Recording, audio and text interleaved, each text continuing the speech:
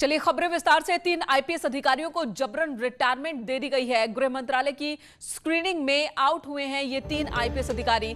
तीनों सेवा के लिए अनफिट पाए गए हैं। बड़ी खबर है इस वक्त। नाम आपको बता दूं, अमिताभ ठाकुर, राजेश कृष्ण, राकेश शंकर, इन तीनों को जबरन रिटायरमेंट दे दी गई है। तीनों आईपीएस पर करप्शन के कई आरोप हैं। अक्सर विवादों में ये आईपीएस रहते हैं, खासकर अगर अमिताभ ठाकुर की बात करें। हालांकि अमिताभ ठाकुर हर बार सोशल मीडिया पर सामने आते हैं और उनका दावा होता है कि उन्होंने अलग अलग सरकारों के दौरान करप्शन के खिलाफ आवाज उठाई है, जिसकी वजह से ही सरकारों के साथ उनका तालमेल नहीं बैठ पाता है और यही वजह है कि उनके खिलाफ बार बार कई फैसले लिए गए अब तक। लेकिन अब जो बड़ी खबर आ रही है लखनऊ से कि 3 जिन आईपीएस अधिकारियों को रिटायरमेंट दी गई है उनमें अनुराग ठाकुर का नाम भी शामिल है।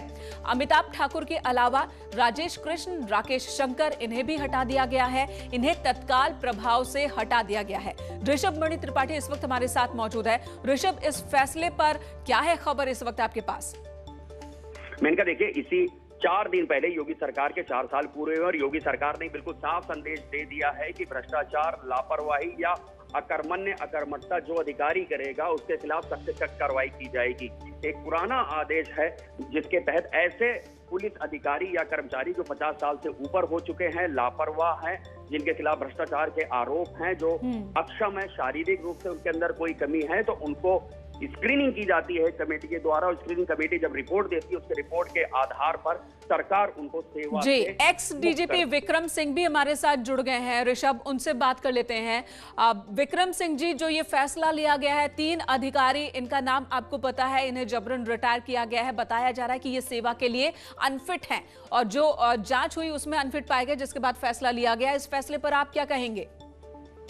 देखिए, निरंतर प्रदेश सरकार और भारत सरकार में इस प्रकार की स्क्रीनिंग होती रहती है जिसमें अकर्मण और भ्रष्टाचार के गंभीर आरोपों के आधार पर 25 वर्ष सेवा काल के पूर्ण करने या 50 वर्ष की उम्र पूर्ण करने अथवा जो पहले हो जाए, 25 वर्ष की सेवा या 50 वर्ष की आयु, उसमें सेवा मुक्त करने का अधिकार सरकार को रहता है। मेरा केवल एक अनुरोध और निवेदन है, ये इसका मैं स्वागत करता हूँ, लेकिन भ्रष्टाचार केवल आईपीएस में नहीं है।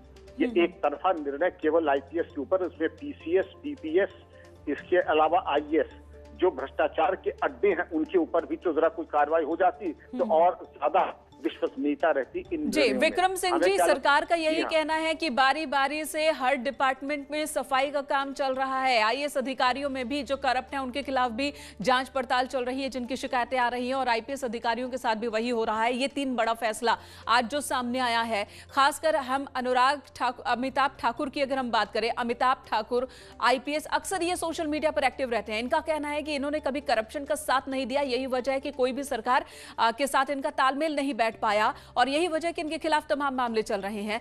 तो उस पर भी कुछ कहेंगे आप?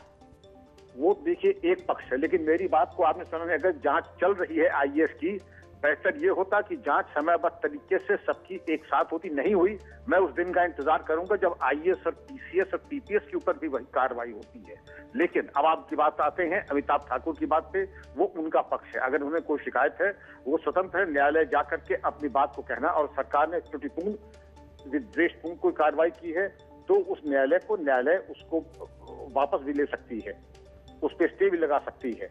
लेकिन इसकी जो स्क्रीनिंग होती है प्रदेश में होती है, भारत सरकार में होती है, ये कह देना कि सबने पूर्वाग्रह से किया है, ये चीज विचारणीय है।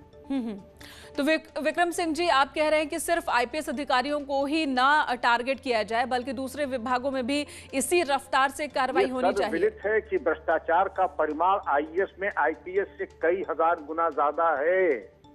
अगर भ्रष्टाचार पर गंभीर थे तो आपने आईएएस को कैसे छोड़ दिया? पहले तो सबसे बड़े प्लेयर को करना चाहिए था। तो पहले आईएएस को करे, लेकिन पहले आपने आईपीएस को किया, क्योंकि करने वाले हमारे आईएएस मित्र हैं, बंधु हैं। तो फोकस बदलने के लिए, दिशा को भ्रमित करने के लिए आईपीएस को किया। मैं इसका स्वागत करते हुए ये कहता हूँ, आईएएस को नजरअंदाज न कीजिएगा। जी, तो विक्रम सिंह जी, आपको क्यों लगता है, क्या वजह है कि आपको लग रहा है कि आईएएस अधिकारियों पर नजर नहीं, लेकिन करप्शन के नाम पर सिर्फ आईपीएस अधिकारियों पर ही नजर रखी जा रही है? वो इसलिए क्योंकि विगत में बता दें, कभी आईएएस अफसरों के ऊपर कोई गंभीर कार्रवाई विगत 10 वर्षों में आपको दिखाई हो तो सामने आई तो मुझे तो नहीं याद है। तो इसके पीछे की वजह क्या हो सकती है? ऐसा प्यार आईएएस अधिकारियों से क्यों? वो उनका जो स्ट्रैंगल होल्ड होता है शासन प्रशासन के आईएएस अधिकारियों का, और राजनीतिक आकाओं और राजनीतिक जो डिसीजन मेकर्स हैं उनके ऊपर जो उनकी पकड़ होती है, इसीलिए आईएएस के ऊपर कभी कोई कार्रवाई होती नहीं। प्रदेश में ही नहीं, पूरे देश में अगर आप देखें बड़े कम मिसाल मिलेंगे। मध्य प्रदेश में ऐसे कुछ मिसाल आई थे जब आईएएस पति पत्नी के ऊपर कार्रवाई, क्योंकि वहां पर तो 1000 करोड़ नकद मिले थे घर से, वो तो होना ही था। लेकिन अगर आप प्रदेश में भी देखें तो आपको आईपीएस के खिलाफ तो कार्रवाई मिल जाएगी। आईएएस के खिलाफ कार्रवाई करने में बड़ी असमंजस, बड़े अनमने मन से कार्रवाई होती है।